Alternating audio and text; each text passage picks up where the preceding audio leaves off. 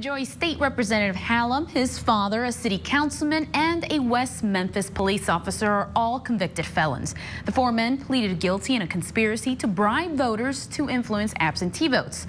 A special prosecutor from the state is still investigating and says more people may be indicted as early as next week. Yes, if they pleaded guilty, yes. Yeah, they should resign. West Memphis residents are talking about City Councilman Philip Carter. He needs to resign. He's as guilty as the other ones. Carter was on former State Representative Hudson Hallam's campaign payroll. Hallam resigned Wednesday, the same day he pleaded guilty to voter fraud. Election officials say Green Party candidate Fred Smith will take his place. Carter didn't show up to today's council meeting with the mayor, so I paid him a visit but wasn't home. He also refused to speak with me over the phone. Who can blame him? He's facing up to 5 years in prison. So for a few $100 or $1,000, he's just ended his career.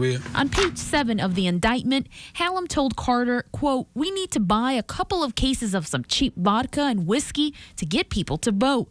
The U.S. District Attorney says Carter used the same absentee ballot strategy in other state and federal elections. These are rights that we hold so dear. It's really sort of offensive that anyone would resort to something, as trivial as buying a vote for a dinner or $20 or some cigarettes. But unfortunately, that's what we had in this case. West Memphis police officer Sam Malone ended his career on Tuesday, one day before he pleaded guilty too.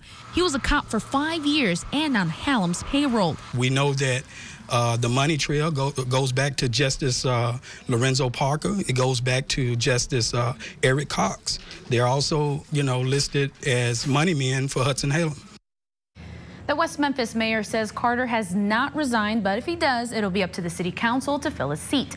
The mayor refused an on-camera interview, but says he's shocked and disappointed. Hallam's father spoke with me on the phone. He said they're both, quote, extremely remorseful. Jackie Orozco, CW 30 News.